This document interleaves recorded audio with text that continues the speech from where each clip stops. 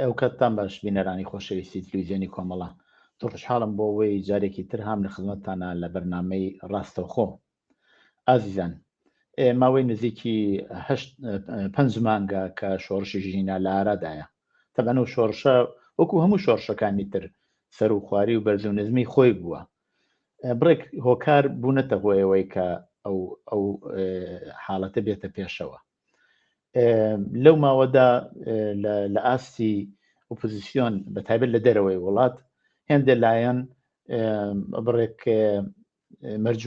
مەرجیان دانا بۆ ئەو بتوانن هاوکاری بکەن لەگەڵ هێزە سیاسیەکان. باسی ئەو ڕۆمان لەسەر ئەو مەوزوعەیە بە تەوری واقعی کە دێتە سەر تەسیراتی ئەوە. دیارە زۆر باسی کێشاتوێتە پێشەوە وەکو مەسەلەی تەمامیەتی ئەرزی یا وەکو مافی دیاریکردنی چارەنووس و زۆر لەو بابەتانەوە. هەر بۆ هۆیەوە داوەتمان کردووە لە پرۆفسۆر عەباسی وەلی کە بەشداری ئەو بەرنامە بێت. زۆر سپاس دکتۆر گیان، بەخێربی بۆ ئەو بەرنامەیە.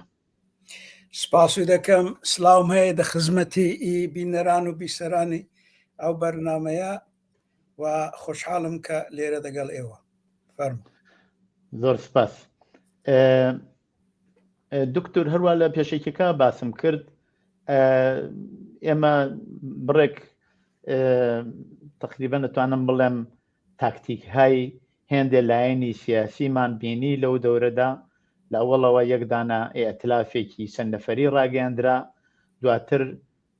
سێدانە مەرجیان دیاری کرد. ئەوە خۆی شاید هەر خودی هەموو ئەوە نەبێت کە بۆتە باعثی ئەوەی کە ئەو شۆڕشە تا ئەندازێ نزمی بەخۆیەوە بینیوە، بەڵام هەر خودی ئەوە بەخۆی توانی تا ئەندازەیە لە جەهەتێکە حرەکەت بکە کە کۆماری ئیسلامیش ئەیویست. کۆماری ئیسلامی ئەیویست کە ئەو شۆڕشە لە یەک جیایان بکاتەوە، ئەوی تەحادەوە پێکاتبوو لە ئاستی سەراسەری لە کوردستان لە شوێنەکانی تری ئێران پێکەوە بوون. ئەوە بەناو ئێکس بکە و تا ئەندازەیە ئەو کارە ئۆپۆزیسیۆنی ڕاستی ئەو شۆڕشەیە ئەگەر بڵێن ئەسان هەر بووێت لە ناو شۆڕشەشا پێشتر خۆی ناوێکیان نەبووە. ئەوانە تقریبا ئەو مەسئولیەتی جەمهوری ئیسلامیان بۆ ئەوە دەگرت و تا ئەندازە توانیان ئەو نفاقەیە ئەو جیاییە پێک بێنن حداقل لە ئاستی دەرەوەی وڵات. لەو بابەتەوە پێم خۆشە بزانم نەزەری ئەوە چییە. بە باوەڕی من ئەو شۆڕشە کە ئاوا لەئانەکە دە حاڵەتێکی نەزمدایە، یعنی بە جوورێکەوەی کە دەڵێن ئۆفتی کردو، سەبەبەکەی ئەوەیە کە ئەو ئەنێرژی بە نەزەری من سەبەبی ئیسەرەکی ئەوەیە کە ئەو ئەنێرژیە عەزیمەی کە هەی بوو و ئەلعانش هەیەتی ئەنێرژێکی پۆتانسیێلی زۆر عەزیمی هەیە، ئەوە بە دوو هۆیان دەڕێگای بەست و تەعمیم و هەروە قوڵکردن و تەعمیقی ئەو ڕێژیمەی بەکار نەهێنرا. یەک ئەوە بێتەجروبیی سیاسی بە باوەڕی من کەمبوودی زانستی سیاسیدا پرۆسەی ئەمەلیاتی ئەو ڕاپەرینەدا بوو. دووەمیشەوە یعنی نەبوونی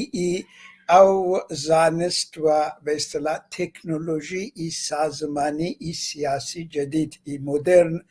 لەوێ دە اختیاری ئەو کەسانەی کە خۆبەخشانە لە خایبانە مقاومەتیان کردووە هاتنە خایبانە ئەوە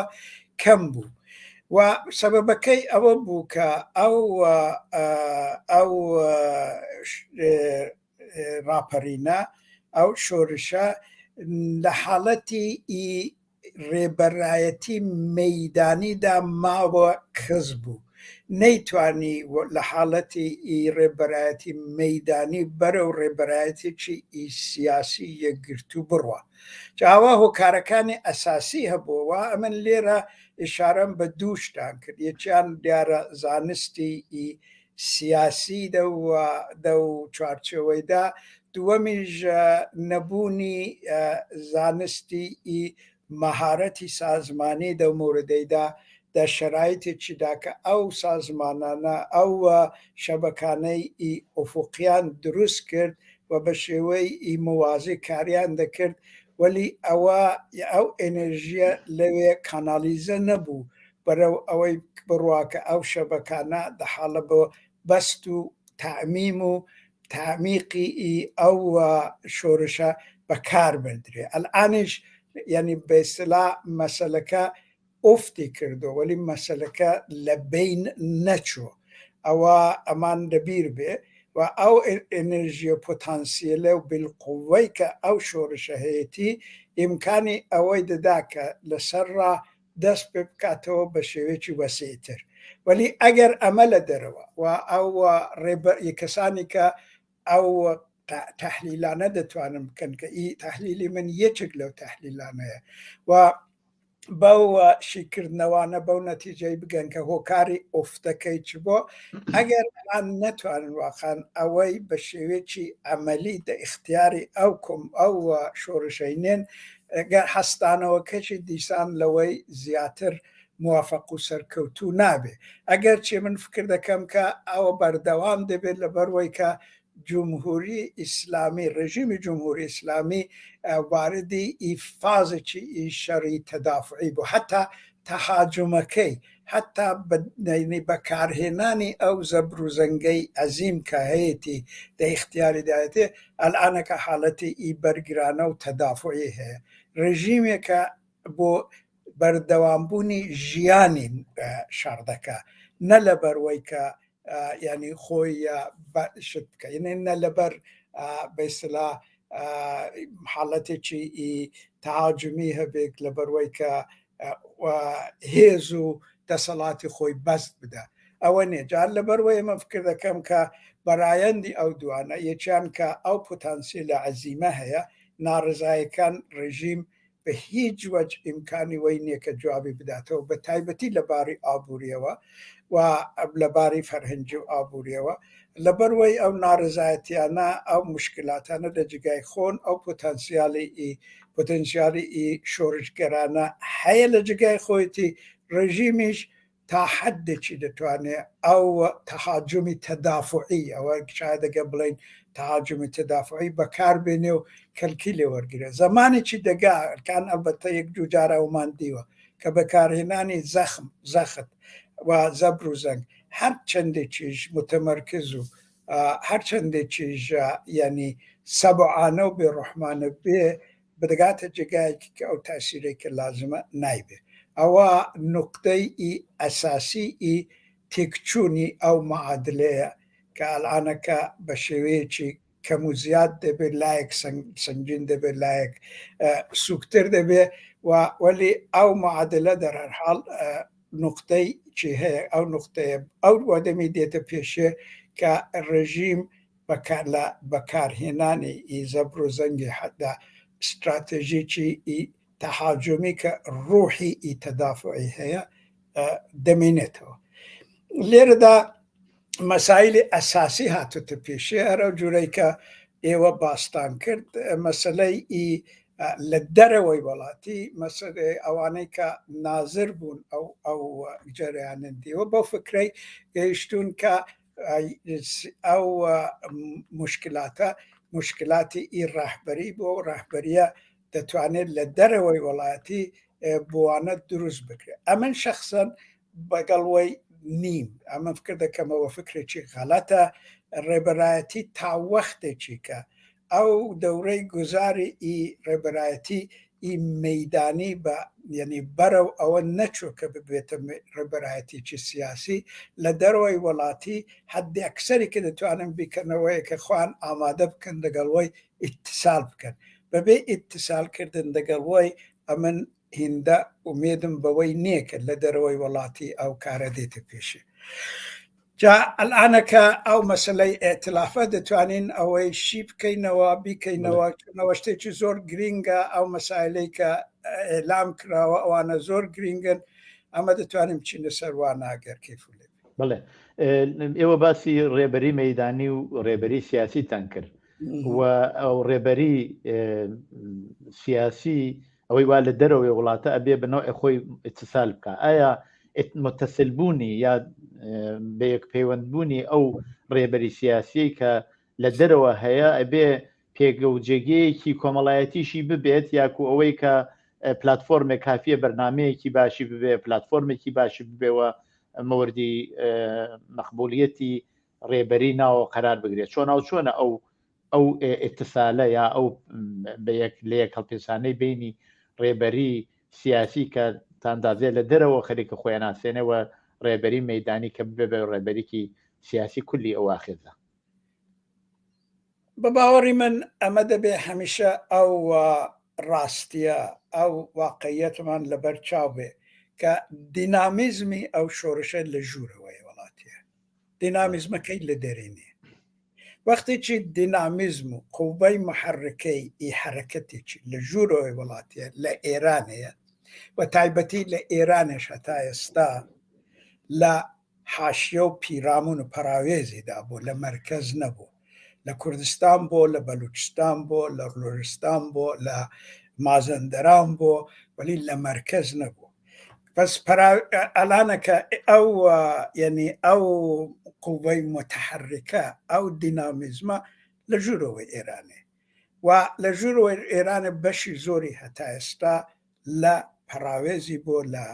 ئەوەی کە پێی دەڵم پیرامون بۆ ئەو بۆ معناینێکەوان ئەهەمیەتیان کەمترە وەلی لە نەزەر جوغرافیای ئێرانەوە باسی دەکەم ئەوە لەوەی بۆ جا ئەو دوو عاملانە دەبێت کاملەن دەنەزەر بگیرێ بۆ ئەو کەسانێک کە دەیانەوێ دە ئێتلافێکیدا یا دە چەند ئێتلافاندا بێن بەرنامێکی دانێن بڵێن ئەمە بە ئەساسی وەی یا ڕێبەرایەتی دروست دەکەین یا شۆڕای ڕێبەرایەتی دروست دەکەین جا ئەگەر شۆڕای ڕێبەرایەتی بۆ حرەکەتێکی دروست بکرێت کە دینامیزمەکەی لە ژوورەوەی وڵاتیە لە خوارد لە دەرەوەی وڵاتی نییە ئەوە بۆ معنایە کە ئەوەی کە یعنی لە دەرەوە دروست کراوە حەدی ئەکسەر دەتوانە بێتە مکەملی وەی تەوەجۆ دەکەی ئەمن ئاوای دەبین ئەگەمە شێوەی دموکراتیکمان لە بەرچاو بێ ئەگەر شێوەی ئەومان کە شتێکی لەوێ دروستکەم بەسەریدا بسەپێنن ئەمە فکە دەکەم کە ئەوە نەفقەت شتێکی باشنێ وەلی کولی ئێنێرژی دموکراتیک و ئازادی خوازانەی ئەو شتەش دەکوژێ لە بینی دەبا جا بۆیە حەدی ئەکسەری ئەمن ئەو مەسلەی کە دەڵێمە کە حەدیەکسەری ئەوەیە کە ئەوانە لە دەرەوەی وڵاتی بێن بە سوورەتی مکەمل جا و مکەملە مهم دەتوانێت بێت لەو بابەتەیەوە کە ئەفرادی کە لە دەرێن ممکنە و تەجروبیان هەبێ و ئەنشی کرد بێتەوە ئەو ئێنەرژیان هەبێ ببوورە ئیمکاناتی ماڵی و لۆژیستیکیان هەبێ ئەوانە مهمن ئەوانە زۆر مهمن ئەیدی بەسەجی بۆ چۆن شتە وەلی ئەوەی کە ینی زۆر بە سادەجی بڵم پیادە نظامی ئەو حرەکەتەی ئەوەی کەشت دەگەر زۆر بە سادەجی مەبەستم بۆی لێرە ئستعارێکی نظامی مێناوە لەبەرەوەی کە زۆر ڕوونی بکەمەوە پیادە نظامی ئەوەی کە لە مەدان لە ژوورەوەی وڵاتیە ئەمە ئەوە فاکتۆرێکی ئەساسیە دەبێ ئەمادێ و ئەگەر ئەمە ڕێبەرایەتێکی لە دەرەوە ئەوەی کوتم وەکو مکەمل دەبێ ببێ ئەگەرەوە هەبایەدە و مەسەلەن 20 ساڵەیدا ئیمکانێکی هێنابایە پێشێکە شەبەکەی گەورەی سازمانی و شەبەکەی گەورەی ئیتلاعاتی و شەبەکەی گەورەی ئیشتی لۆژیستیکی لە ئێرانە دروستکردایە بە جوورێکی کە بیتوانی باە لەسەر ڕەوەندی ئەو شۆڕشەی ئەو پیادە نظامانەی کە لە مەدانێدان لەسەر ڕەوەندی وی تاسیریدا نابایە ئەوە شتێکی دیکە بوو وەلی ئەمەلەن ئەمە دەبینین کە لە ئێرانێ بەغەیری هێزەکانی کوردی کە حاڵەتی سازمانیان هەبووە بەغەیری هێزەکانی کوردی ئەمە شتێکی ئیوا نابینین واقعان ئەمە شتێکی وە هێزەکانی کوردی سازمانیانەوە تەشکیلاتیان نەبوو و بە تەرتیبێکیش کەم و زیاد ئۆفت و باڵای پایم پەیوەندیان دەگەڵ شتەکەی دەگەڵ خەڵکی خۆیان هەبوو یەک دەقیقە کاکە ئەو باتری وەی دەکوژێتەوە ئەمنەوەی لە بڵێ بینەرانی خۆشەویست ئێمە لە گفتوگۆیەکان لەگەڵ پرۆفسۆر عەباسی وەلی کە باسێکی گرنگی هەیە لەسەر وەزیەتەوە ئێستا هاتوۆتە پێشەوە بە تایبەت مەسەلەی ڕێبەری جارێ خەریکین لەسەرەوە قسە دەکەین ڕێبەری ئەو ئاخێزە لە چه حاڵەتێکدایە ڕێبەری مەیدانی بە چ شکلێک ئەو ڕێبەریە توانێت ببێ بە ڕێبەریکی سیاسی ئەوە پرۆفسۆر هاتەوە لامان هیوادارم کێشەکەی جێبەجێ بوو بێت بەڵێ کێشەکەی فقط بات لە بەرقیمدا ببوورە بەڵێ فەرموو ئەلانەکە باش بەڵێ هیچ کێشە نیە هیچ مشکلەیەک نییە ئایا زۆر باشە ئێستا باسی ئەومان کرد پس پێویستە لە سەردەمێکی خۆیان ئەو ئاخێزە بەوە بتوانێت بە سەرکەوتن بدا پێویستی بە ڕێبەریەکی سیاسی هەیە جا ئەو ڕێبەری سیاسی ئێستا ببێت یا دواتر ببێ بەبێ ڕێبەرێکی سیاسی ناتوانێت بەسەرکەوتن بدات. لێرەدا شتێک هەیە یعنی ڕێبەری سیاسی پێوە نییە کە فقط جەماعەتێک دانیشن و ئەو دانیشن بڵێن ئەمە دەمانەیە ئەو کارێ بکەن یعنی فقط عەزمی وان نێ مەسەلەکەوەی کە ئەو ڕێبەری سیاسی دەبێ لەسەر بەرنامەیەکی حەدی ئەقەلی ئێتلافێک بێ هێزەکانی تێدا بە نەزەری من باشتر ئەوەیە کە ئێستا شۆرایەکی ڕێبەرایەتی هەبێ نە یەک ڕێبەر ئەوە یعنی نەکەسی وا هەیە نە دروستە ئەلانەکە شۆرایەکی ڕێبەرایەتی بێ ئەو شۆرای ڕێبەرایەتیە بە نەزەری من دەبێت لەسەر بەرنامەیەکی حەدی ئەقەلی ئەوانە موافقەت بکەن کە ئەو بەرنامەی حەدی ئەقەلی دەبێت خطوتی ڕؤوسی ئەسلی ئەو ئالتەرناتیڤەی کە دانەوێت دایمەزرێنن تێیدا بێ ئەوە جێ دەکەی ئەگەر ئەوە بێ ئەو دەمی دەتوانن ئەو هێزانەی کە خۆیان ملزەم بەوەی دەزانن متعهد بەو خەتەی دەزانن بەو بەسلا بەرنامەی حەدی ئەقەلیدا دەزانن ئەو دەمی دەتوانن دەوری یەکتر بگرن لەگەڵ یەکتر بن و ئەو کارێ بکەن وەلی ئەگەر ئەوەش بە ئەساسی شت دەبێت یعنی ئیجماعێکی دموکراتیک دەکرێت ئەوە بە وەکالەت و ئەو جورشتانە نابێتەوە جێ دەکەێت بە باوەڕی من مەسەلەن وەختێکی مەسلەی وەکالەت هاتۆتە دەرێ بۆ خۆی نیشان دەدا ئەو کەسانەی کە بە دوای وەکالەتن دەقیقەن دەزانن کە بۆشایەکی گەورە هەیە بینی واقعیەتی سیاسی و ئیدعاکانی وان و ئەو بۆشایە دەیەوێ بە ئەو وەکالەتەی پڕ بێتەوە ئەو بۆشایە بە وەکالەتەی پڕ نابێتەوە ئەو بۆشایە پاژوەی کە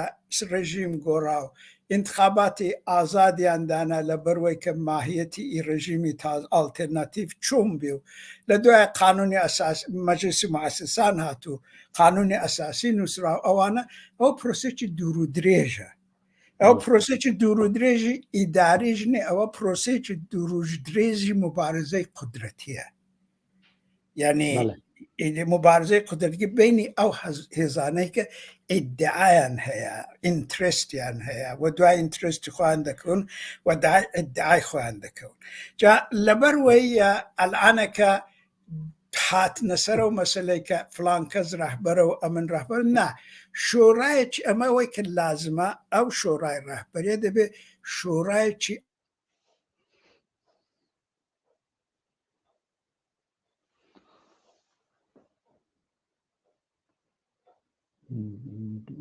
پرۆفسۆر عەباس دەنگی قەت بوو لە لای ئێمە جا نازانم ئایا کێشەکە کێشەی تکنیکیە دەنگت تۆزێک لە لای ئێمە قەت بوو دکتۆر گیان نازانم کێشەی ئینتەرنێت بوو یا چی بوو دەنگی لە لای من قەتع بوو بەڵێ وەختەوە قسەتان نەکرد ئەو تقریبان جملەی ئاخرەتان قەت بوو بەڵێ مەبەستم ئەوەیە کە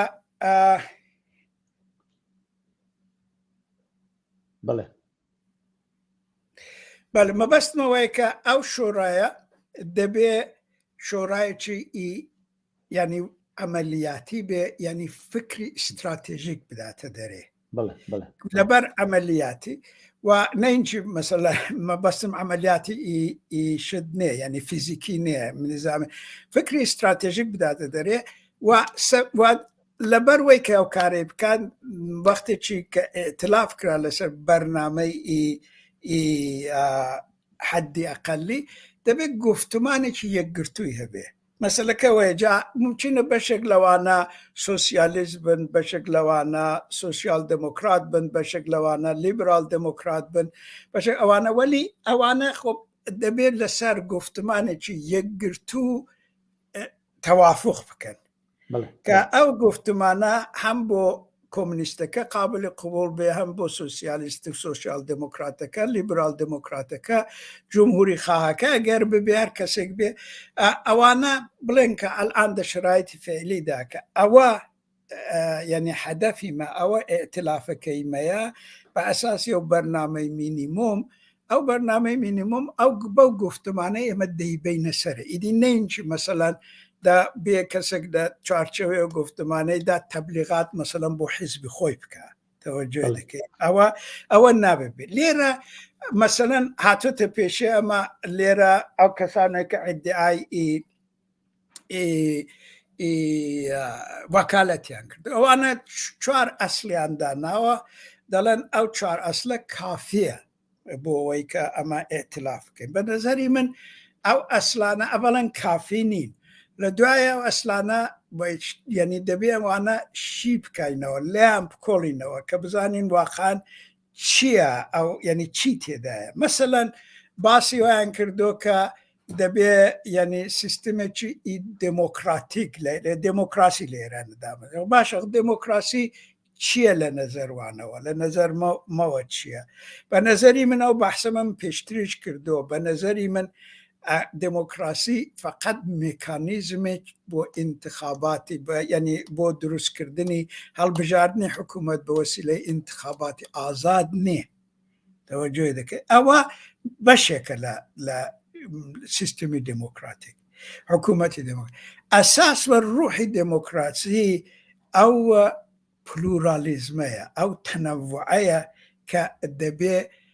بناصره به نظر قانونی رزیل بگیره و تثبیت بده قانونی ده جا پلورالیزم چی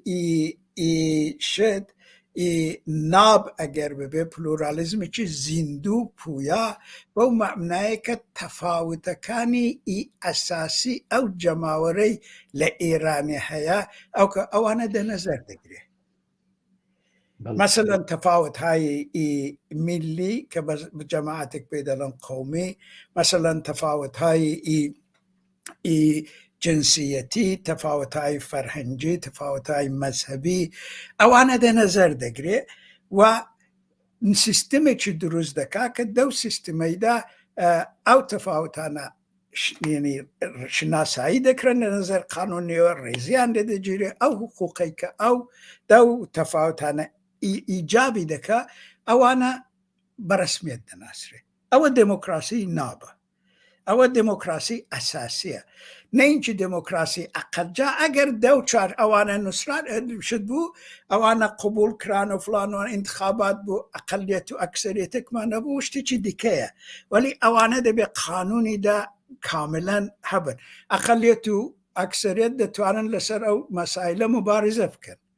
دتوانن بخوان كاري خوام كان هو مسألة ديكية ولي دبي أو هبه للاش دي شو قد دقة بكين واقعا أويك أمن دلم أو ديمقراسي بأساسي كسرتك تنوعك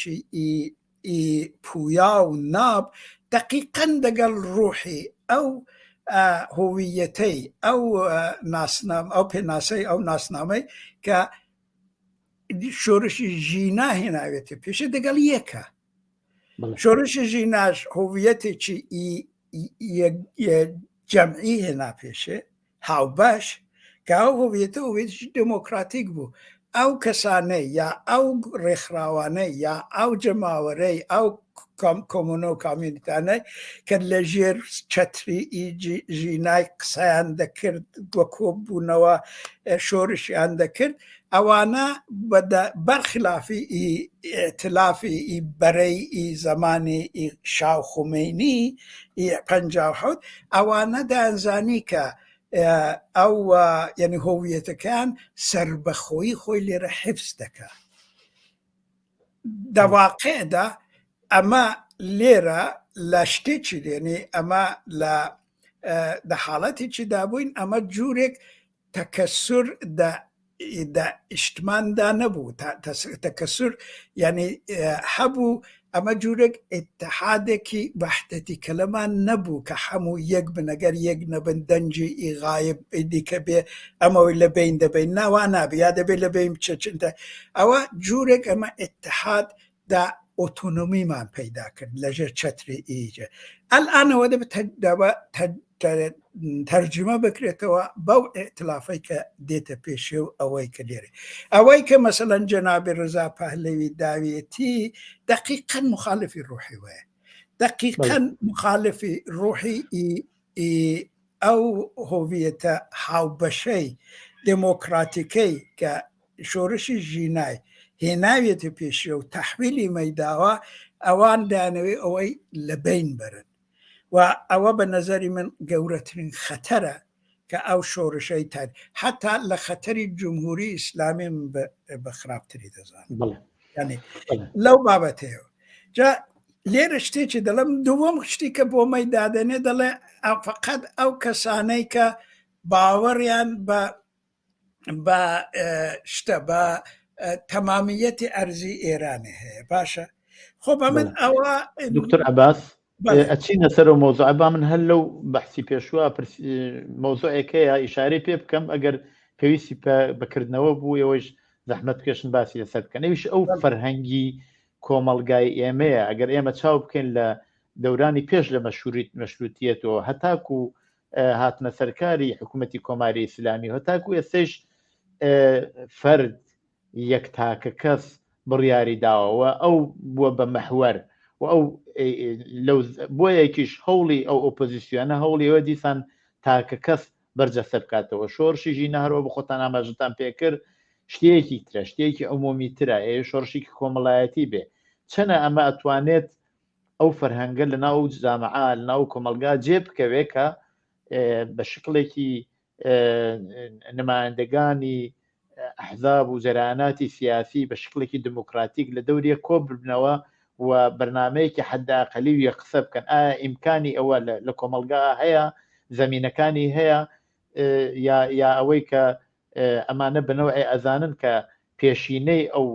جامعە بەو شێوە بۆیە ئابە شێوەشیانەوەی خۆیان مەترح بکەن و ناوی نەفەر باسەکەن و یانەوە کوڕەهبەری سیاسی معرفی بەڵێ دەزانین بە نەزەری من مەترسیەکە خەتەرەکە دەگەڕێتەوە سەرەوەی کە چون ئەو ئیقتیداکردن بە ڕەهبەرێکی دەسەڵاتدار و ئەوانە لە ئێران لە فەرهەنگی سیاسی ئێرانێدا بە باوەڕی من جگای هەیە دە فەرهەنگی بۆیە ئەمن دەڵەمە و مەترسیە هەیە فەرهەنگی سیاسی ئێرانێ زۆر ینی باب سالاری زۆر قوی تێدایە حاڵەتی قوی تێدایە ئێحترامی بێ قەید و شەرت بۆ ئۆتۆریتەی زۆر قوی تێدایە ئەوانێنی ئەو ڕوحیەی دموکراتیک دەبێت ئەمە ئەوەی قبول کەین کە دە فەرهەنگی ئێرانێدا بەشەکانی متفاوتی ئێرانەدا وەقات ئەو فەرهەنگ ڕوحیەی دموکراتیکی ئەمە لە وڵاتەکانی غەربی دەیبینین لەوێ زۆر زەعیفە زۆر زەعیفە یعنی ئەگەرم فەرزەن کوڕێک یا کچێک ئەمە دەزانین کە حتا ئەگە کاملەن حەقیە بێگە بە دژی باب و دایکی ئێستا کۆمیونیتیکە تەردی دەکا بەشی زۆری ئێستاش وایە تەوەجۆ دەکە ئێستاش وایە کە ئەگەر کەگە و کڕ و کچە کاملەن شەقیان هەبێ کاملەن قسەکەیان منتیقی بێ کاملەن مۆزەکەیان دروست بێ وەلی دیسان دەڵێن یعنی ئەو احترام بە ئۆتۆریتە بە باوەڕی من زۆر شتێکی خەتەرناک ئەو احترامی بێ قەید و شەرت وەوە دە فەرهەنگی مەدا هەیە و فەرهەنگی ما شتیشە یعنی ئەو اقتدایی کە یەک نەفەر بە اقتدای شت بکە ئەو باوەڕەش کە زۆر کاران ببوورە و قسەی دەکەم وەلی زۆر کاران بە شەقان دەکرێت تەوەجۆی دەکەی ئەوەش هەیە دە فەرهەنگی مەدا قەویە جا بۆیە ئەو کەسانەی کە بەرەو ئەوە دەڕۆن کە شتێکی وا بەسەر ئەو شۆڕشی ئیژی نایدا دابسەپێنن ئەو ئیمکاناتیان بە شێوەیەکی ئۆتۆماتیک دە اختیاردایە واقعان بۆیە خەتەرێکی گەورەیە و دەبێت لە سەروەی ڕەوشنگەری بکرێ، دەبێت قسە بکرێ، دەبێت بشکەکە نیشان دەین کە غەیری وەی واقعان ئەوەی کرد لازمە غەیری وەی ئەو ڕوحیەی دموکراتیکە. جا ئەگەر ئەو هویەتەی یەکگرتووی هاوبەشی کە هەیە دا شۆڕشی ژینای داهاتوتە پێش ئەگەر ئەوە لە بین بچێ ئیمکانی وەی کە خەڵک واقعان اقتدا بکەن بە ڕێبەرێکی فقط ئارامش و ئەمنیەت دێنێ، ئازادی نە. یعنی معمولەن ئەو دیکتاتۆرانە ئاوا هاتوونە سەرکار، یعنی ئازادی و یعنی ئەمنیەت و ئارامشی کۆمەڵایەتیان بە زەبروزەنجێکی زۆر دامەزراندۆ و جورێک مۆدرنیزان لەسەرەوەی کۆمەلگایەوە بەسەر یعنی شکدۆم بەلی مەسلەی ئازادی و مەسلەی گەشەکردنی کۆمەلگایەکی مەدەنی دموکراتیک وانە نەفقەت هەدەفی وانە نەبوو بەڵکو واقعان بەدژی بوون، یعنی عمل بەچێک سیستماتیک ئەویان لە بین بردو. ڕزاشا، ئاتاتورک، جەمال عەبدولناسر حتا ئەگە تەماشای بکەن لە شتی لە حەبیب بورقیبە، ئەوانە هەموو مۆدرن کەسانی بوون کە ئەمە دەڵێن مۆدرنیز وڵاتیان مۆدرنیزە کردو وڵاتەکانی خۆیان، وەلی بزانێت چیان بەجێهێشتو. ئەوەیە مۆزوعێک کە دیسان هەر لەلایەن ئۆپۆزیسیۆنی کە زیاتر بە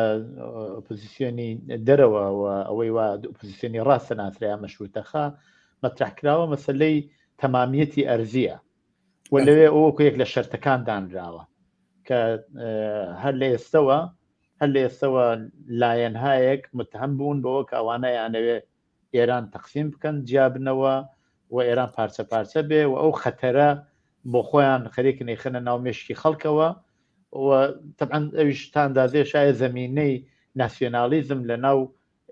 لەناو بەخشێک لە خەڵکی ئێرانە ببێت بەنەوە ئەگەوێ لێەوە ئەو نەتیجەی لێ بگرێکە ئەوە خەریکە وڵات تەقسیم بەبێت لەلایەن تەجزیە تەلەبەرەوە و یەکێک لە شەرتەکانەوەی کە ئەوەی وا ئەوێ لەگەڵ ئێمە ببێ بێت تەمامیەتی ئەرزی ڕعایەت بکە. لە بابەتەوە چۆنە ئایا شەرتی یەکگرتووی تەمامیەتی ئەرزیە یا مافی دیاریکردنی چارەنووسە؟ مافی دیاریکردنی چارەنووس تەبعەن ئەبێ هۆکاری یەکگرتووی بێت هەتاکو تەمامیەتی ئەرزی. بە باوەڕی من ئەو مەسلەی تەمامیەتی ئەرزی کە مەترەحیان کردو ئەلانەکە بەو شێوەی کە مەترەح کراوە ینی فکرێکی ئەساسی استراتێژیکی لە پشت بووە. ئەویش لەبەرەوەی بۆ کە هێزەکانی دموکراتیک واقعان بخەنە پەراوێز تەوەجۆی دەکەی. ئەوە ینی ئامدانە و مەسەلە مەترەح کراوە. سەبەبەکەی ئەوەیە دقت بکەن ئەو مەسەلەن هێزەکانی وەکو هێزەکانی کوردی مەسەلەن یا بەشێک لە زۆر لە ڕۆشن بیرەکانی کوردی وەختێکی دەگەڵ شتێکی وا مەسەلەن ڕوبەڕوو دەبن ئەوان خۆب ئەویان کردو کە تۆ دەگەڵ تەمامیەتی ئەرزی موافق نەبی دەڵێن تۆ تەجزیە تەلەبی و خۆشت نیشان داوە تەجزیە تەلەبی. بەرگری لە تەجزیە تەلەبی بەو شێوەی کە هاتوتە پێشێ ئەمە ئەگە دەیبینم ئەوە چوونەوە یعنی جورێک بەرگری کلاسیک دەکرێتەوەی تەوەجۆی دەکەی کە هەدەفەکەی ئەوەیە کە دەگەڕێتەوە سەر مەسلەی حەقی تعیینی سەرنوشت بەسوکو حەقێکی دموکراتیک نا ئەوە خۆب بە شێوێکی کلاسیک کاملەن دروستە، ولی بە نەزەری من دە چوارچێوەی هەلومەرجی سیاسی و گفتمانی ئەو ڕۆدا ئەوە ینی ئەو قدرەتی بڕش کە دەبیڕە نیتی واقعان. سەبەبەکەشی ئەوەیە کە تەمەشای بکەین ئەو شتە ئەو چەمکە ئەو دکترینی حەقی تاینی سەرنوێشتەکە تەمەشای بکەین ئەو دکترینشی تئۆری دموکراتیکە. ئەوە بە سوورەتێکی دە پێشدا بە سوورەتێکی حقوقی تەبیعی دە چوارچەوەی ئیشدا مەترەح کراوە ولی لە دوایە کاوە لە قەرنی 19 هاتوتە پێشێ بە نەزەری من ئەوە کەسانەی کە گەورەترین ئەهەمیەتیان بەوەی داوا تێوریسینەکانی مارکسیست بوون. تێوریسینەکانی مارکسیست ئەو کارێک کە کردووە کارێکی زۆر عومدەیان کردو ئەویش ئەوە بوو کە ئەویان لە حاڵەتی حەقی تەبیعی دەرێناوە تەوەجۆ دەکەی ئەویان کردوتە حەقێکی سیاسی فەرهەنگی و ئەویان کردوتە حەقێکی سیاسی فەرهەنگی وەلی ئەویان کە کردوتە حەقی سیاسی فەرهەنگی لە ئەو چەمکەیان یا ئەو دوکترینیان لە حاڵەتی مطلقیش دەرێناوە یعنی هێناویانە دە چوارچێوێکی تاریخیان ناوە کە بەو معنە ئەو کارە مەسەڵەن عومدەتەن لێنین کردوێتی عومدەتەن ئەو هێناوێتی ئەوەی دە چوارچێوێکی وەختێکی تۆ چەمکێکی لە حاڵەتی مطلق دەردێنی دێنێت چوارچێوێکی تاریخی سیاسی دەنی بەو معنایە کە ئەتۆ ئەوەی دەکەیت تابعی زەمان و مەکان تەوەجۆ دەکەی وەختی چێوە دەبێتە تابعی زەمان و مەکان لە حاڵەتی مطلق دێتە دەرێ حاڵەتی نیسبی پەیدا دەکات هەر بۆیشەکە مەسەلەن لێنینە گە تەماشای بکەین قسەکانیدا مەسەڵەن تێزەکانی دە مۆردی مەسەلەی میلی لە ساڵی 1913 دەگەڵ نووسراوەکانی پاش 1916 17 فەرقیان هەیە تەوەجۆ دەکەی لێنینیش کە لەوێ شت دەکا ئەوەی دادنێ هزار ئەمما و ئەگەر و شەرتی بۆ دادێنێ مارکسیستەکانی گەورە بەشی زۆریان ڕەدیان کردو مەسەڵەن کاوتسکی لوکسامبورگ ئەوانە ڕەدیان کردو واقعان لە ئەو وەختێکی لە 1930 دەشتیەوە لە بەرنامەی سۆسیال دموکراسیدا هەتا مونشویکانش کە مخالفی بوون قبولی دەکەن ئەدامە پەیدا دەکات لە رووسیە لەبەرەوەی کە رووسیا واقعان نیازی بە شتێکی وا بووە تەوەجۆ دەکەی لەبەر وەلی لێنین کە ئەوەی شت دەکە ئەوەی وەختێکی ئەوەی نیسبی دەکات نسبەت بە وەزعیەتی سیاسی و تاریخی و فەرهەنگی کۆمەلگاکەی کەمە دەبێ باسی بکەین ئەو ئەمما و ئەگەرانەکە دێنێتە پێشێ خودی مەسەلەکە تابعی سیاست دەبێت تەوەجۆ دەکەی خودی مەسەلەکە تابعی حاڵەتی مطلقی دێت جا بۆیە ئەلانەکە ئەو ڕەفیقانەی مەکە دە مقابلە دەگەڵ ئەو وەزعیدا کە دێن ئشارە دەکەن بە تێزی ئیشتی بە دکترینی حەقی تاینی سەرنوشت دە حقیقەتدا یعنی پاش ئەو کارانەکە دە مارکسیزم و دا تێوریدا کراوە ئەو نسبیەتەی کە دراوێتی و ئەو وەز هەتا مەسەلەن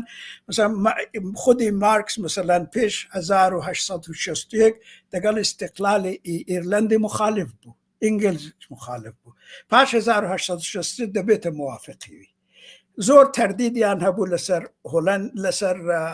لەهستانی زۆر تەردیدیان هەبوو لەسەر نۆروێژی تەردیدیان هەبوو لەسەر فەنلاندێ تەوەجۆ دەکەی ئەوانە مەسایبە خودی لێنینیش ئەو جورە مەسەڵەن دەمۆردی ئۆکراین و دەمۆردی لەهستان و ئەوانەدا ئەویش بە تەدریج هاتۆتە سەر مەسەلەی وە مەسەلە کەچکە ناوێتی لێرە پاش 1916 ئەو پۆزیشنە گۆڕاوە واقعاً ئەشت بوو مەسەلەی ئیمپریالیزم بووە مەسەلەی بورژوازی میلی بۆ دموکراتیک بووانە مەبەستمەوەیە کە وەختێکی کە دە مقابلێ و ئیدعای تەمامیەتی ئەرزیدا ئەمە مەتەڵەن بە کەسێکی ئەوە ئیتهامی تەجزیە تەلەبی ئەگەر قبولی نەکەی بین ئەمە بچینە سەرە و شێوەی کلاسیک تەواوی ئەو مشکلاتەی کە ئەو بەحسەی کلاسیکە بۆ ئەمە لێرە دوو پاتەی دەکەینەوە تەوەجۆ دەکەین بەڵام دکتۆر ئەباس با من شتێک لێرە بڵێم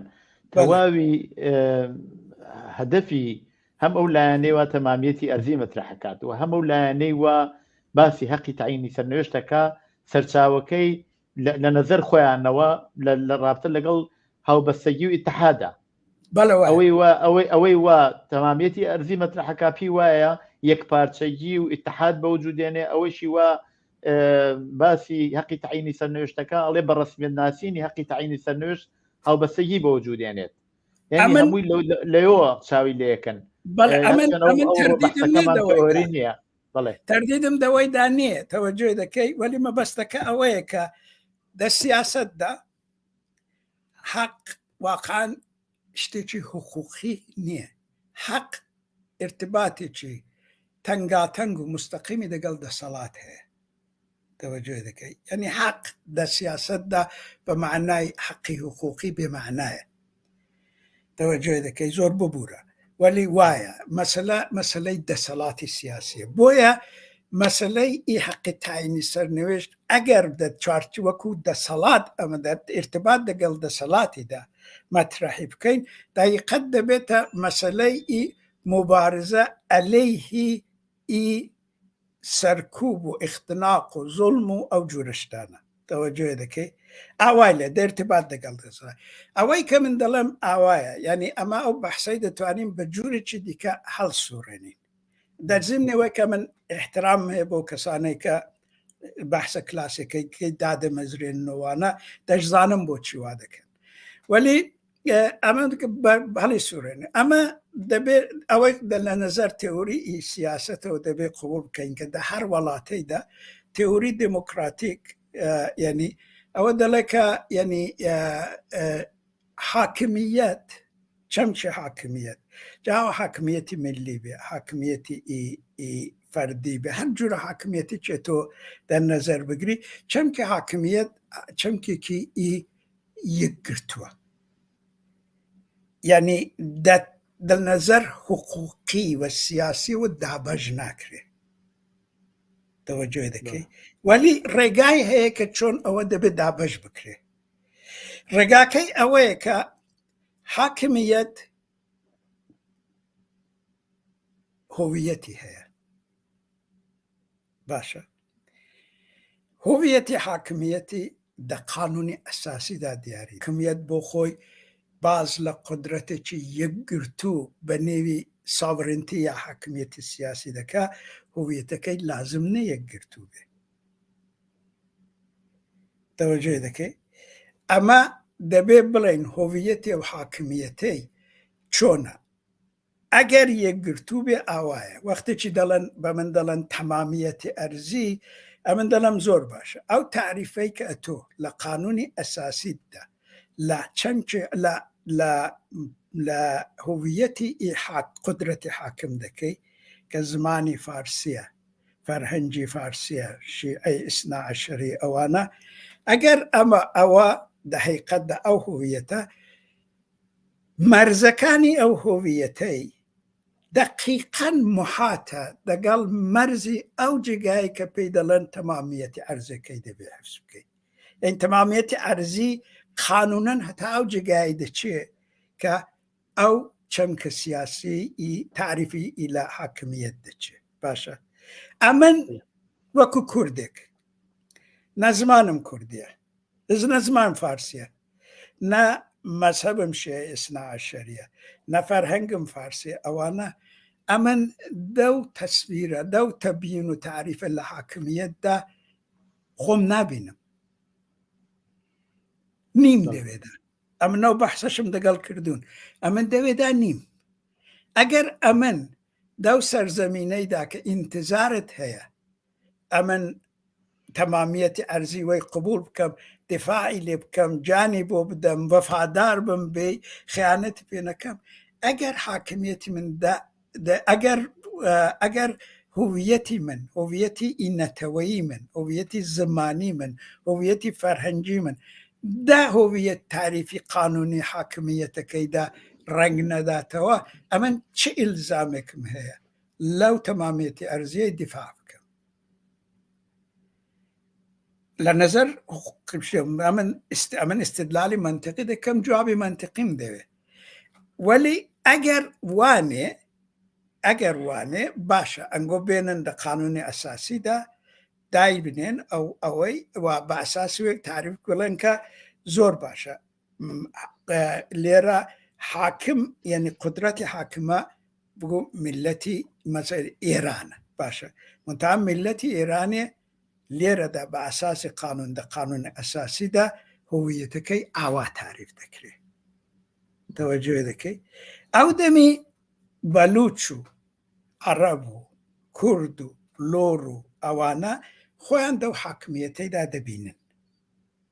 تەوەجۆ دەکەی، ئەو دەمی زۆر ڕاحەتە کە بتوانێ یەکێک بڵێ باشە ئەمن تەعهدم هەیە بە تەمامیەتی ئەرزی ئەو سەرزەمینەی کە ئەمن بەشێک لەوی و ئەمن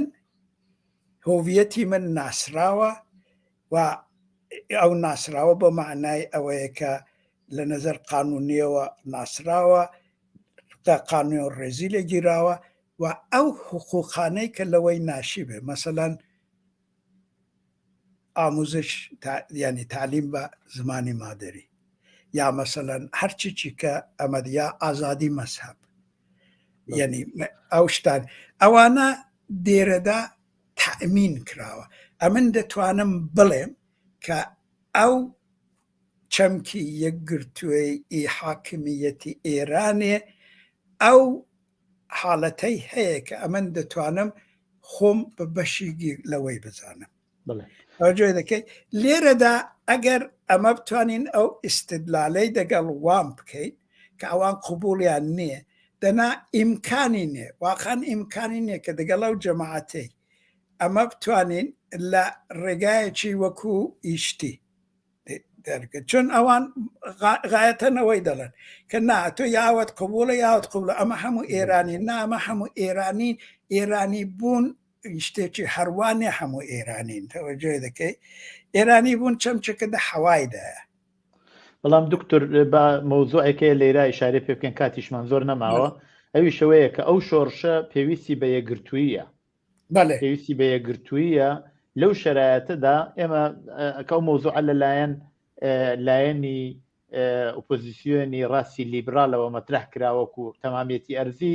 کاردانەوەکەی ئەوە بوو کە بەشێک هاتن وتیاندانە ئەسڵ ئێمە هینمان کەی باسی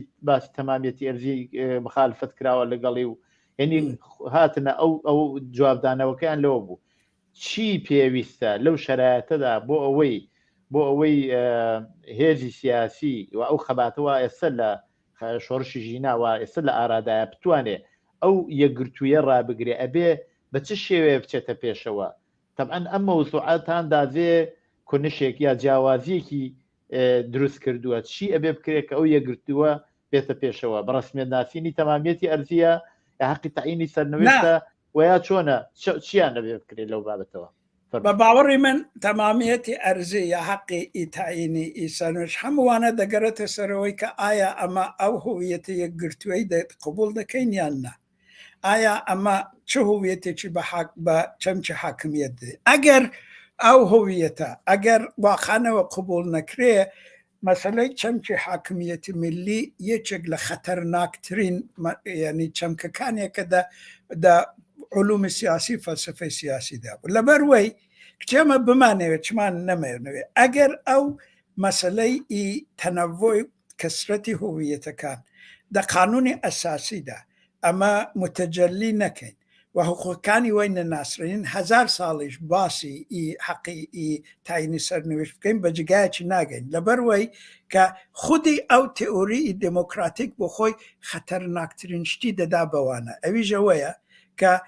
سبب دەبێ وەختی حاکمیەت دامەزرا وەختی ئەو تەنەڤۆی هویەتەدا قانونی ئەساسیدا متەجەلی نەبوو ڕێزی لێ نەگیراو لە کابینە و دەوڵەت و مەجلیسەدا متەجەلی نەبوو تەوەجێ دەکەی ئەو دەمی چ دەبێ قدرەتی سیاسی دەکەوێتە دەستی ئەو ئێتنیسیتەیان نەتەوەی گەورە و هەمیشەش ئەوەی بزانین کە پەیوەندی نامبارەکی دەسەڵاتی سیاسی دەگەڵ ئێتنیسیتەی گەورە هەمیشە لە وڵاتانە فەزیحەتی بەوجود هێناوە دا ئەساسدا تئۆری دموکراتیک کە ئەو حاکمیەتی ملی کە دەدا بەو شێوەی ئەگەر بیدەین بە ئێتنیسیتەی گەورە واقعاً یەکێک لە سەبەبەکانی ئەسلی ئیشتیە پاکسازی قەومی و ملی بە ئەساسی وەی دەکرێت بۆیە دموکراسی لێرە وەکو شەمشیرێکی دوولەبەیە ئەمە نابێ دەبێ ئەو تاکید لەسەر شتی تاکید لەسەر مەسەلەی حەقی تاینی سەرنوێشت وەکو سپەرێک لە مقابلی ئیتهامی تەجزیە تەلەبیدا يعني لنظر تئوریک و منطقیەوە قسەی تێدا نییە ئەوەی ناکەم ولی لە نظر سیاسی و لێرە نایبڕێ ئەمە دەبێ لێرە ڕێگایەکی دیکە لە پێشوانە ڕاوەستێت یعنی دەبێ ئەو شتێک کە ئەلەمیان کردو ئەو چەمکی ئیشتی تەمامێت ئەویان لێ بستێنین مۆزوعێکەیە لەیرا کە پێویستە دیسان هەر کوتم کاتیشمان کەمە ئیشاری پێ بکەین ئەویش ئەوەیە کە یەکێک لەو لایەنانەی کە هەم دەوری بووە لە شۆڕژی ژیناوە ئێستا چ لە باری ڕەهبەریەوە چ لە باری ئینسجامی خۆیەوە وەلە چ لە مێژوویەکی شکەبوویەتی لە مێژووی 44 ساڵەی کۆماری ئیسلامیە کوردستان بووە کوردستان ئەبێت چی بکات بۆ ئەوە لەیرە سەرکەوتوو بێتە دەرەوە کە نەکەوێتە پەراوێزەوە و ئەو ئیتهاماتیشی نەکەوێتە پاڵ مەبەستم هێزی سیاسەتی خەڵکی کوردستانە بەعامە بێت چی بکە تەمەن لە ئاسی سەراسەریە ئیتحادوانە پێویستە بەڵام بۆ خۆی وەکو هێزی کوردی چۆنە بێ دەربکەوێت و مەطرح بێت ئەوەندەی من دەزانم حیزبەکانی کوردی هەموو تێزی یا تێوری حەقی تاینی سەرنوشتی وەکو حەقێکی تەبیعی قبول دەکەن تەوەجۆ دەکەی باشە من کارم بەوەی نییە هەتا دەچێت وەلی وەختێکی کە ئەوەی قبول دەکەن لەوێ هەیە وەلی وەختێکی دێم بەرنامەکانیان دەنووسن واقعان بەرنامەکەی ئەو حیزبانە بەبێ کوچکترین تەوەجۆ بەو تێوریە دەنووسرێ هیچ تەوەجۆ بەو تێوریە نیە بەرنامەکانی کە دەینووسن بەرنامەیەکە چوارچێوەی تعبیری وان لە واقعیاتی سیاسی کوردستانێ دەدەکرێت مەبەستان ئەو ڕێگەی گەیشتن بەوەیە وەکو فدرالیزم و بەبەستانەوەیە بە باوەڕی من یعنی ئەمە لە لایەکەوە ئەوەی وەکو شتێک لەوێ دادەنین وەکو چرایەکە هەڵبۆ دایسێ نور وەلی ئەمەلدا وەختێکی ئەمە سیاست گوزاری دەکەین ئەو سیاست گوزاری من بە نەزەری من ئەوەندێ من لە بەرنامەکانی وان خۆدە هیچ ڕەبتی بەوەی نییە واقعان تەوەجۆ دەکەی هیچ ڕەبتی بەوەی نییە ئەوە مۆزوعێکە وەکو مۆزوعێکی مقدس وەکو حەقێکیجێ وەختی دە چارچەوەی تاریخی سیاسیدا کارێ دەکەین دە ارتباط دەگەڵ ئەو وەزعی کە کوردستان مەسەلەن الان 10 ساڵەوەی پێش 20 ساڵەوەی پێش یا مەسەم هەتا لە زمانی کۆماری کوردستانێ دانراوە یا پاشی بەرنامەکانی کە پاش شۆڕشی 57 دانراوە نەگەتە مشای بکەین هەموو بەرنامە بە تەرتیبێکی دە عینی هینچی لەلایەکی ئەو شتە هەیە ئەو باوەڕە بە حەقی تاینی سەرنوشتە وەلی هەمووانە دەواقعیەتدا حاکمیەتی میلی ئێرانی قبول دەکەن هەموو قبولی دەکەن باشە جا بۆیە دەڵێم ئەوە ڕەبتێکی بە سیاست گوزاری نییە ئەوەی کە مهمە سیاست گوزاری و بەرنامەی سیاسی ئیدئالی سیاسی نییە ئیدئالی سیاسەکە لەوەیە وەلی ئەوە بەرنامە ریزی دەکەین سیاست گوزاری دەکەن بە ئەساسی واقعیت ینی ئەمەش هێناومانە ئەومان دە چارچەوەیەکی تاریخی سیاسی ناوە چارچەوەی تاریخی سیاسیدا ئەگەر باسی بکەم هەموو حیزبەکانی کوردی ئەوەندەیە من لی دەزانم ئەوانەی کە مهم من دە چارچەوەی ئێرانێدا کە ینی ڕۆژهەڵاتی یا لە ئێرانەدا کارێ دەکەن واقعان ئەوانە هەموو بە تەرتیبێکی شتن یعنی ئۆتۆنۆمی خوازن ینی بەو معنایە کە ئەوانە لە نەزەری تئوریک و سیاسی واقعان حاکمیەتی میلی ئێرانی قبول دەکەن ئەگە وابێ بە نەزەری من ڕێگاکە ئەوەیە کە ئەو مەسلەی تەمامیەتی ئەرزی لەوانە بستێنین و ئەگەر وابێ ئەمە حاکمیەتی میلی ئێرانە قبول دەکەین ئەمە دەبێ شعور و خردی سیاسی توانایی تئوریکی خۆمان لەسەر ئەوەی دابنین کە معنا و تەفسیری ئەو حاکمیەتەی بگۆڕین ئەمن مەبەستمەوەیە دکتور گیان کاتم زۆر نەماوە ئەگەر بۆ خۆتان پێتان وایە مۆزوع هەیە کە پێویستە ئیشارە پێ بکەین باسی بکەین ئەینا من ئەزانم حتمما ئەو باسێکی زۆر مهمە بەڕاستی طبعا ئێمە تۆزێک واردی بەشی تۆریەکەیشی بووین بەڵام باسێکی زۆر زۆر گرنگە و ئەوەی کە ئێستا چ بکرێت و لە ناوەوە ئەو ئومیدە بدرێت بە شۆڕشی ژینا کە ئەو شۆڕشە بتوانێت دیسان یەکگرتوویی و ئەو ئێنەرژیەی وە لە بدایەتەوە ئێوە ئاماژتان پیا کرد لەو ئێنەرژیەی ئاماژتان پێکرد لەو ئێنەرژیەی خۆی کەڵک وەربگرێت و بچێتە پێشەوە ئەو یەکگرتووی ڕابگرێت زۆر باسی ئەوێت ئەگەر نوکتەیەک هەیە کە پێویستە ئیشارە پێ بکرێن کورت هاین لە خزمەتە بە نەزەری من ینی هێزەکانی ئی کوردی ئەوەن دیسان ئیشارە دەکەم دەڵم بە نەزەری من چون ینی نەزەری شخصی منە وەلی ئەوەیە کە ئەگەر بەرنامەکان ئەوەیە کە واقعاً باسمان کرد بە باوەڕی من دەبێ بەرەو ئەوە بچن کە واردی ئێتلافێکی ببن کە ئەو ئێتلافە ئەو ئیمکانەی هەبێ کە ئەو تعریفی مجدد لە حاکم لە شتی لە تعریفی ئیچی مجدد و تازە لە هویەتی ئی حاکمیەتی ملی بکرێ ئەوەی دەبێت لە هەر کەسێکی کە تێوری ئی سیاست دەزانێت کە چەمکی حاکمیت قابلی ئی شت نیە تەقسیم نییە تەنها چەمچێکە کە لە تێوری ئی سیاستدا کە نەقابل ئینتقادە نەقابل تەقسیمە تەوەجۆ دەکەی ئەوە شتێکی موسیبەتێکی گەورەیە مەسەلەی ئی حاکمیەت یا ساورەنتی دە تێوری سیاستدا ئەگەر ئەمە ئەوانە قبول بکەین مەسەڵەن بزانە دەوڵەتێک مەسەڵەن دەبینی کوشتارێ دەکات لەوێ لە عەرسەی بینولی دەڵێنەوە شتە ئەوە حاکمیەتی خۆی داواکارێ دەکات تەوەجۆ دەکەی لەبیرت بگەم ئەوە زۆر ڕاحەت بوو وەختێکی کە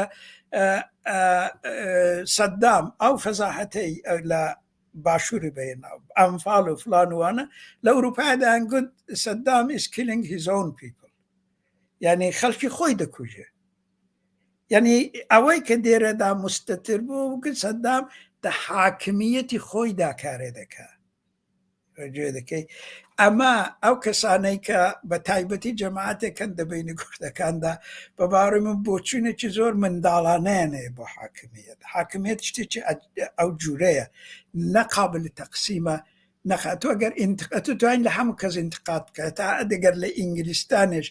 خەتی سوور حاکمیەتە لەوێش کەسێکی کە محاکمە دەکەن بە جورمی ئی خیانەت بە وەتان معمولاً ئەوەیە کە دەڵێن خیانەتی کردو بە حاکمیەتی ملی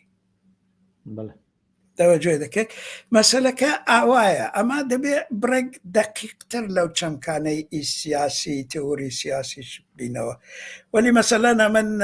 دەبینم کە ئێستاش جەماعەتێک هەندێن ئیراد لە حیزبەکانی کوردی دەگرن دەڵێن مەسەلەن فڵانشتیان نووسیوە باسی سەروەری ئی نەتەوەی ئی کوردیان نەکردو خۆ من فکر دەکەم ئەو بەشەرە نابێ ئەو قسەی بکە ئەگەر بچە بەرنامەی و حیزبانە بخوێنێتەوە زۆر سپاس دکتۆر عەباس بۆ بەشداریتان لەو بەرنامەیەدا هیوادارم بتوانم لە کاتێکی تریشدا لەگەڵتان لەسەر ئەم مەوزوعە بە شکلێکی زۆر تێر و تەسەرتر قسە بکەین بەشی تۆریەکەی و مۆزوعاتێکی تر کە وا دیارە دێتە پێشەوە زۆر سپاس بۆ بەشداریتان لە بەرنامە بە خۆشحاڵیەوە هەمیشە خۆشحاڵم کە ئەو مەسایلە لەسەری بڕۆین فکر دەکەم پێویستە کە لە زاویەکی دیکەوە ئەو شتانە ببیندرێ زۆر زۆر مەمنون زۆر مەمنون سپاس دەکەم بەڵێ بینەرانی خۆشەویستی تلویزیۆنی کۆمەڵە بۆ جۆرە هاتینە کۆتایی بەرنامەی ڕاستەوخۆی ئەوڕۆ تا بەرنامەیەکی تر کات و ساتێکی خۆشتان بۆ باوەتە خوازم